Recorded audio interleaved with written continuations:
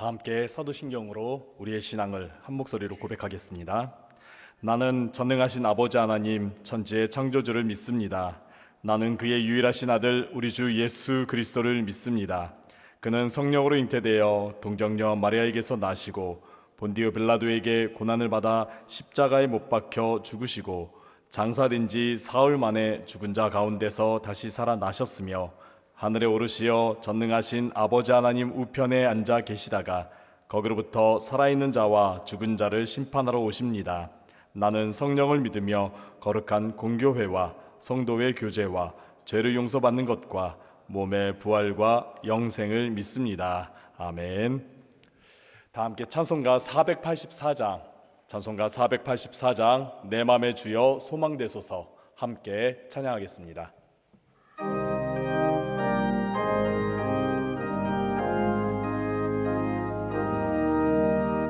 내 맘의 주여 소망되소서 주 없이 모든 일 헛되어라 밤에나 낮에나 주님 생각 잘 때나 깰 때 함께 하소서 지혜의 주여 말씀으로서 언제나 내 안에 계십소서 는 내 아버지 나는 아들 주 안에 내가 늘 함께하네 세상의 영광 나 안 보여도 언제나 주님은 나의 기업 주님만 내 맘에 계시오니 영원한 주님 참 귀하셔라 영원한 주님 내 승리의 주 하늘의 기쁨을 주옵소서 어떠한 시련이 닥쳐와도 만유의 주여 소망되소서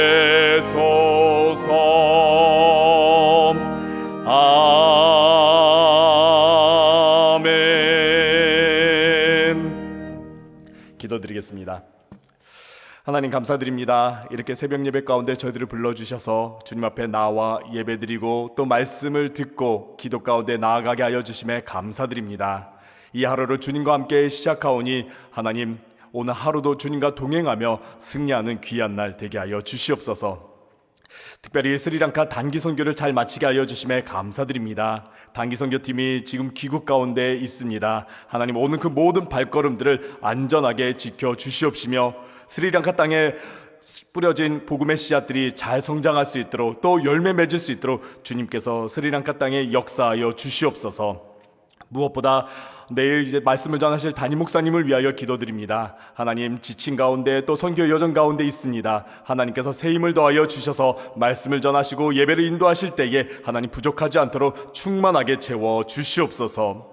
오늘은 내일 주일 예배를 준비하는 토요일입니다. 주님 오늘 하루를 거룩하게 보낼 수 있도록 주님께서 도와주시옵소서. 내일의 예배를 기억하고 또 내일 예배를 준비하는 오늘 하루가 될 수 있도록 주께서 도와주시옵소서.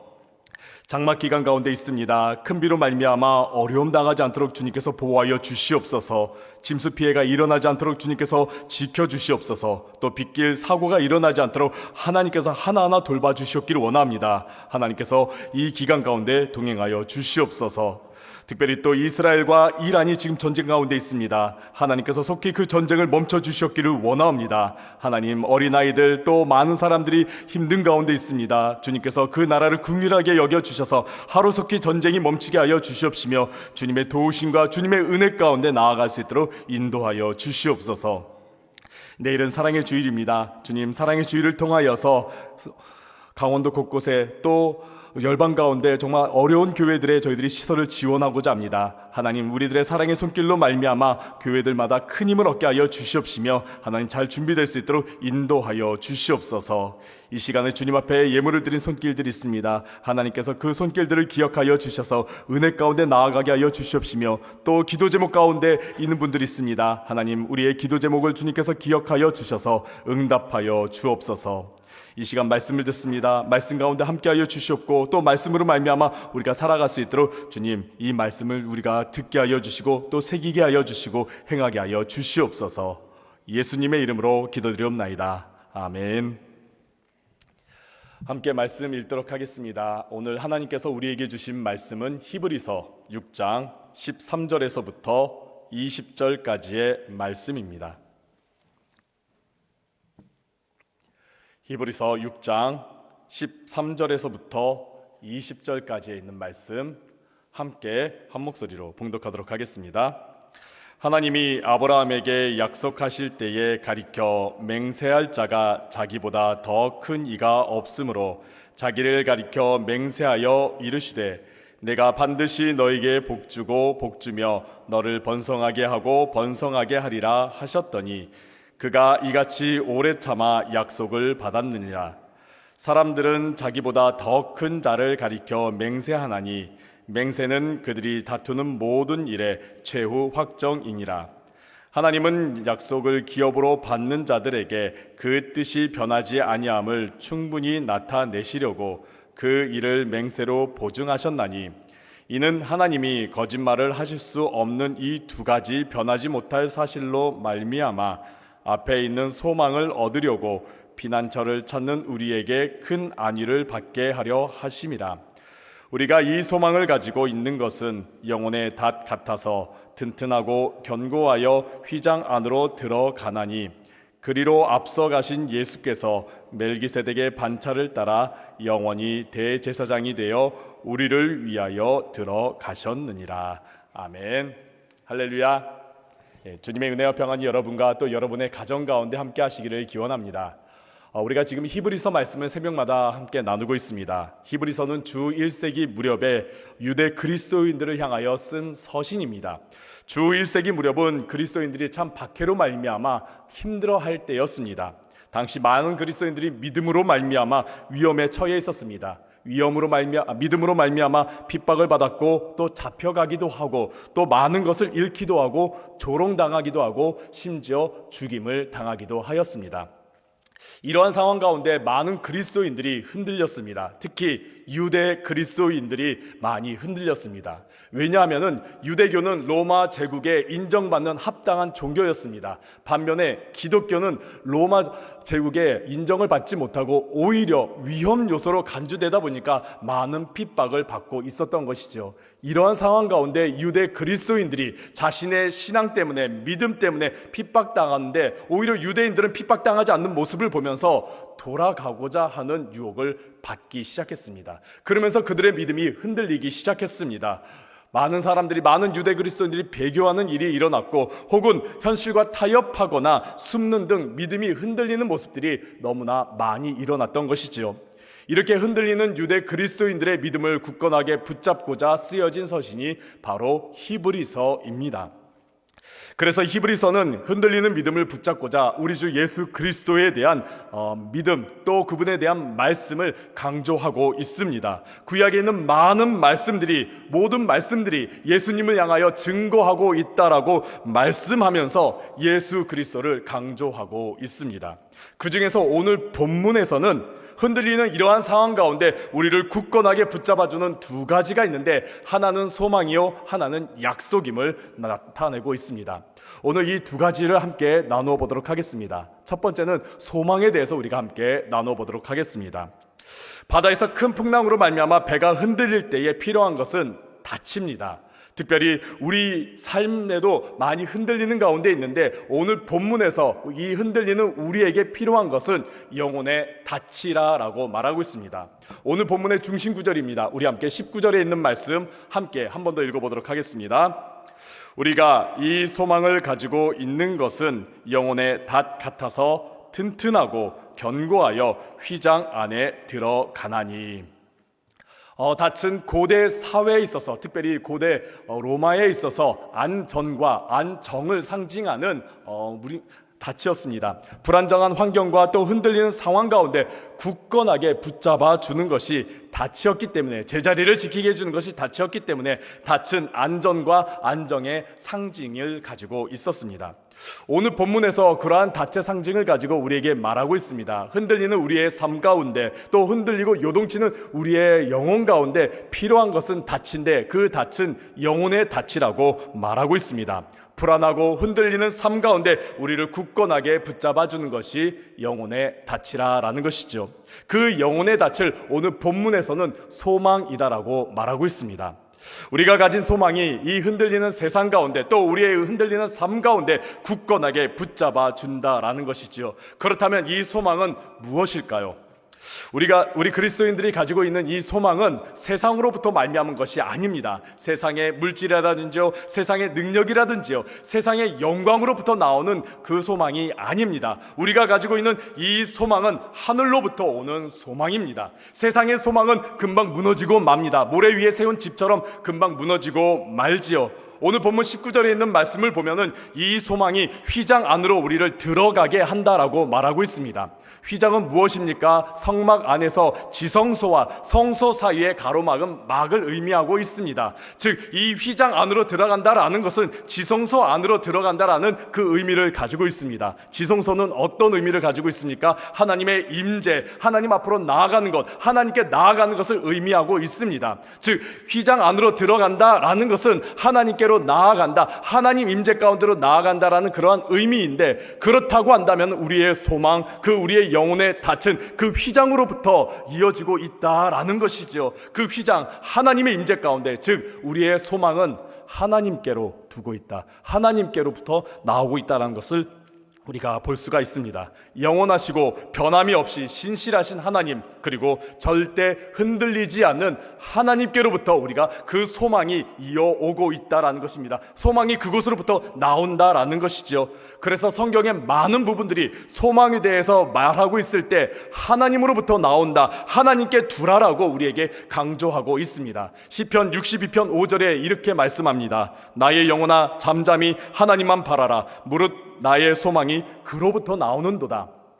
우리의 소망은 하나님으로부터, 저 하늘로부터 나오고 있음을 말하고 있습니다. 세계 제2차 대전 때에 포로 수용소에 많은 사람들이 붙잡혔습니다. 근데 그 많은 사람들이 죽었던 이유를 찾아보니까 영양실조도 아니고 또 질병도 아니고 과로도 아니었습니다. 그들이 죽은 이유를 보니까 절망 때문에 많은 사람들이 죽었습니다. 특별히 크리스마스가 지나자 많은 수용소에 있던 포로들이 죽은 것을 볼 수가 있습니다. 왜 그런가 봤더니 그들은 크리스마스가 되면은 전쟁이 끝날 것이다, 크리스마스가 되면은 이 포로 생활이 끝날 것이다, 나는 풀려날 것이다 라는 그런 막연한 희망을 가졌기 때문입니다. 그런데 크리스마스가 지나도 아무런 일이 일어나지 않았던 것이죠. 그러다 보니까 그들이 그만 절망한 나머지 시름시름 앓다가 죽어가고 있었던 것입니다. 그런데 그런 가운데서도 살아남은 자들이 있습니다. 자신은 풀려날 거라는 굳건하게 믿음 가운데 늘 말끔하게 자신의 몸을 단정하면서 살아남은 자들이 있습니다. 그 자들은 어떠한 자들인가? 소망을 가진 자들이었습니다. 특별히 하나님께 소망을 가진 자들이었습니다. 그래서 유대 포로 수용소에서는 벽에 이러한 글귀가 쓰여져 있었다라고 합니다. 제가 읽어드리겠습니다. 비록 태양이 우리에게 비춰오지 않지만 저기 태양이 있는 것을 믿노라. 비록 사랑이 내게 느껴지지 않지만 저기 진실된 사랑이 있는 것을 나는 믿노라. 비록 하나님이 침묵 가운데 계시지만 나는 하나님이 살아 계심을 믿노라.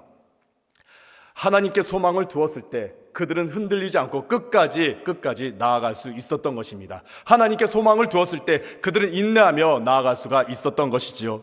세상으로부터 오는 소망은, 이 땅에 매여 있는 이 소망은 우리를 굳건하게 붙잡지 못합니다. 하지만은 하늘로부터 오는 소망, 하나님께로부터 오는 그 소망은 우리를 흔들리지 않게 굳건하게 붙잡아 준다라는 것이죠.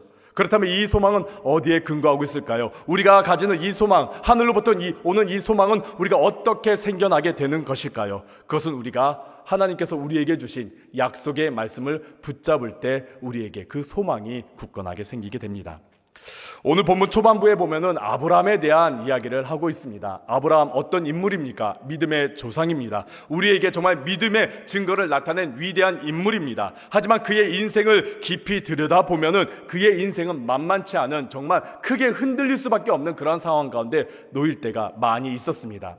하나님께서 아브라함을 부를 때는요, 아브라함이 참 힘들 때 부르지 않았습니다. 그가 고향 땅에서 정말 잘 살고 있을 때, 안전하게 잘 살고 있을 때, 풍요롭게 잘 살고 있을 때 하나님께서 그를 부르셨습니다. 아버지의 땅, 또 고향 땅에서 그를 불렀습니다. 그래서 그가 간 땅을 봤더니 그가 이전에 머물렀던 땅보다는 그리 좋은 땅이 아니었습니다. 심지어 그 가운데 기근이 들었습니다. 당시 기근은 그 공동체를 위협하는 큰 자연재해였습니다. 그 기근이 들어가지고 그는 그 기근을 피하고자 이집트로 갔지요. 근데 이집트에서 어떠한 일이 일어났습니까? 자신의 아내를 빼앗기는 수치를 당했습니다. 그곳에서 겨우 나왔더니 어떤 일이 일어났느냐? 그동안 함께했던 롯, 자기 조카 롯이 자기를 떠나버린 것이죠. 그 조카 롯이 떠나서 잘 살면 문제가 없는데 그만 그 땅 주민들에 의해 붙잡히고 말았습니다. 그러한 조카 롯을 구하고자 아브라함은 가서 전쟁을 치렀습니다. 가나안 땅 사람들과 전쟁을 치렀습니다. 그로 말미암아 아브라함은 가나안 땅 사람들에게 경계 대상이 되고 말았습니다. 겨우겨우 그곳에서 좀 안정적으로 사는가 싶었더니 하나님께서 그의 삶을 흔들리는 또 하나의 요소를 주었습니다. 겨우 아들, 정말 독자 아들 이삭을 얻었는데 하나님이 그 독자 아들 이삭마저 내놓으라고, 하나님께 바치라고 말했던 것이죠. 아브라함의 인생을 하나하나 뜯어보면 잔잔한 호수와 같은 인생이 절대 아닙니다.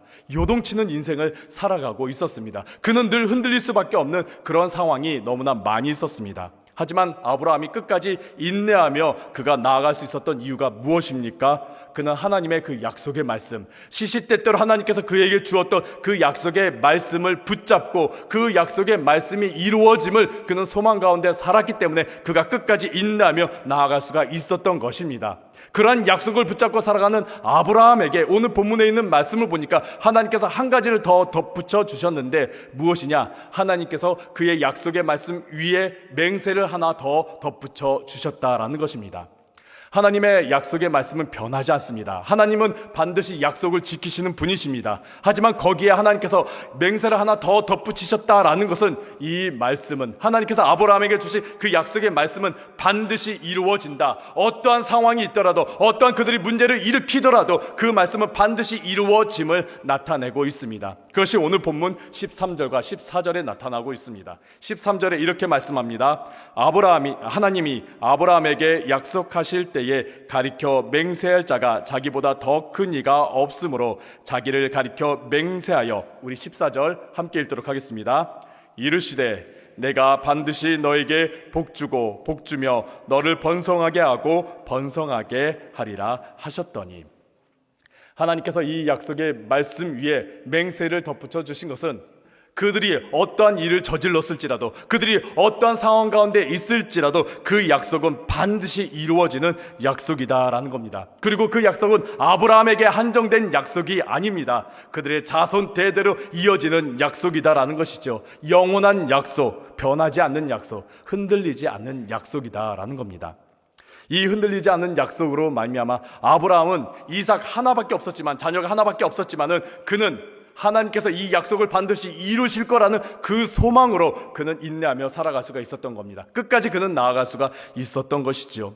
하나님께서 거짓말할 수 없는 이 두 가지 약속과 맹세로 아브라함은 눈앞에 아무것도 아직 이루어지지 않았지만은 소망 가운데 그는 인내하며 살아갈 수 있었다라는 겁니다. 초대교회 성도들도 마찬가지였습니다.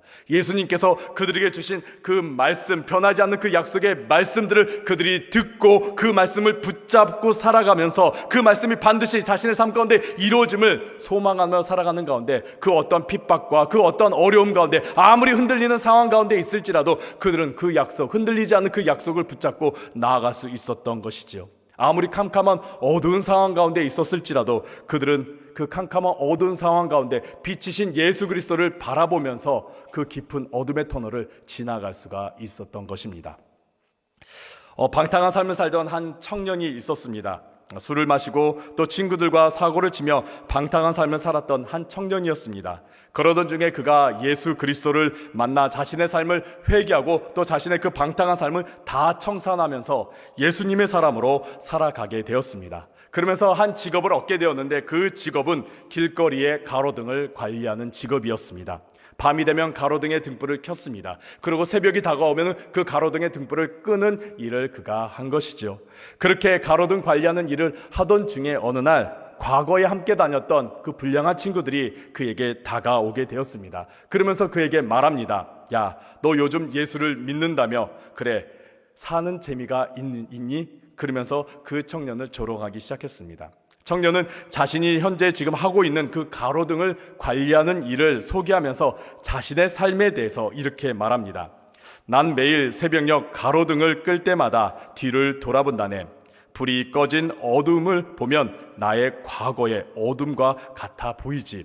하지만 아직 꺼지지 않은 앞쪽의 가로등의 긴 행렬을 보며 희망을 갖는다네. 그것은 나의 미래의 모습이기 때문이지. 난 그렇게 그 길을 걷는다네. 불이 꺼진 것을 보면은, 꺼진 불을 보면은 그 어둠이 자신의 과거 같아 보이지만은 뒤돌아보니까 아직 많이 켜진 그 가로등을 보면서 나의 삶 가운데, 빛 가운데로 나아가는 그 희망이 있음을 보면서 그는 그 가로등의 일을 하며 뿌듯하게 지내고 있다라는 것이죠. 그런데 이 말을 듣고 있던 그 불량한 친구들이 오히려 더 조롱하면서 이렇게 맞받아칩니다. 이 멍청한 녀석아, 그러면 마지막 가로등불이 꺼지면 그땐 너는 어떻게 되는 건데? 너에게 희망은 있는 거야? 그러면서 그의 믿음을, 그의 삶을 흔들리게 하고 있었습니다. 그러자 그 청년이, 변화된 그 청년이 웃으며 이렇게 말합니다. 마지막 등불이 꺼지면 새벽빛이 밝아온다네. 그땐 더 이상 가로등의 등불이 필요 없다네. 다 꺼졌다고 모든 게 끝난 게 아니라네. 그때는 가장 밝은 빛이 자신에게 온다면서 그가 자신의 하는 일에 대해서 그 친구들에게 소개하면서 그 친구들에게 복음을 전하고 있었습니다. 세상은 우리를 가만히 두지 않습니다. 우리를 깊은 어둠 가운데 빠지게 하거나 우리를 심히 요동치게 하면서 우리를 흔들리게 하면서 우리를 넘어뜨리려 하고 있죠. 우리의 믿음을 흔들리게 하는 것들이 무엇이 있습니까? 또 여러분의 삶을 흔들리게 하는 것들이 무엇이 있습니까? 세상과 또 우리의 주변에 있는 많은 것들이 우리를 흔들리게 하고 있죠. 이때에 세상의 것들을 바라보지 마시고 하나님을 바라보시길 바랍니다. 살아있는 소망, 흔들리지 않는 소망을 가지신 하나님께 우리가 바라보며 그곳에 소망을 두시기를 간절히 바랍니다. 하나님께서 우리에게 주신 약속의 말씀들이 있습니다. 내가 너와 함께하겠다, 내가 너를 지켜주겠다, 그리고 내가 이루리라. 우리에게 주신 많은 약속의 말씀들이 있습니다. 그 말씀들은 변하지 않는 하나님의 말씀입니다. 신실한 말씀입니다. 그리고 또 영원한 말씀입니다. 그 말씀을 우리가 붙잡고 나아가시기를 간절히 바랍니다. 그 말씀을 붙잡는 가운데 그 말씀이 반드시 이루어진다라는 소망 가운데 살아가는 여러분들 되시기를 간절히 바랍니다. 여러분들에게 또 하나의 약속의 말씀을 드리고 싶습니다. 시편 107편 28절에서부터 30절까지 있는 말씀인데 제가 읽어드리도록 하겠습니다. 이에 그들이 그들의 고통 때문에 여호와께 부르짖음에 그가 그들의 고통에서 그들을 인도하여 내시고 광풍을 고요하게 하사 물결도 잔잔하게 하시는도다. 그들이 평온함으로 말미암아 기뻐하는 중에 여호와께서 그들이 바라는 항구로 인도하시는도다. 아멘. 하나님께서는 우리의 기도를 들으시는 분이십니다. 우리의 부르짖음, 우리가 하나님께 드리는 그 모든 기도를 들으시고 응답하시는 분이십니다. 또 하나님께서는 우리와 함께 하시면서 우리를 인도하시는 분이십니다. 우리가 소망하는 그 항구로, 우리의 기도 제목이 있는 그곳으로 하나님께서 우리를 기뻐하는 가운데 인도하신다라고 말씀하십니다. 이러한 믿음을 가지시면서 오늘 하루 기도로 승리하는 여러분들 되시기를 간절히 바랍니다. 흔들리지 않는 하나님의 그 약속의 말씀을 붙잡으시면서 흔들리지 않는 그 소망 가운데 살아가는 여러분들 되시기를 간절히 바랍니다. 그 말씀을 붙잡고 오늘 함께 기도 가운데 나아가도록 하겠습니다. 함께 기도하겠습니다. 오늘 말씀을 기억하면서 하나님께서 우리에게 주신 그 약속의 말씀을 붙잡으면서 그 말씀이 반드시 이루어질 것을 우리가 믿고 소망하는 가운데 기도하면서 오늘 하루 승리하는 여러분들 되시기를 바랍니다. 오늘 말씀 기억하면서 함께 기도하겠습니다. 하나님 아버지, 이 시간 저희들이 기도합니다. 하나님께서 도와주시고 인도하여 주옵소서. 하나님 아버지, 이 시간 주의 말씀을 듣고 나아가옵나니 하나님 하나하나 주께서 도와주시기를 원합니다. 주님 도와주옵소서. 인도하여 주시옵소서.